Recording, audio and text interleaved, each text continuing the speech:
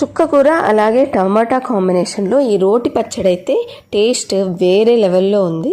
So దీనికోసము first అయితే ప్యాన్లో కొన్ని నువ్వులు వేసుకొని డ్రై రోస్ట్ చేసుకొని మనం ఏం చేయాలి అంటే మిక్సీ జార్లో గ్రైండ్ చేసి పెట్టేసుకోవాలన్నమాట. ప్యాన్లో ఆయిల్ వేసుకొని అందులో జీలకర్ర, 4-5 వెల్లుల్లిపాయలు, 10 నుండి 12 వరకు ఎండుమిరపకాయలని వేయించుకొని ఇందులో మస్ట్ అండ్ షుడ్గా యాడ్ చేయాల్సిన ఇంగ్రీడియంట్ ఏంటి అంటే ఇంగువ. గోంగూర పచ్చడికి కానీ చుక్కకూర పచ్చడికి కానీ ఇంగువ వేయిందే ఆ టేస్టే రాదనమాట.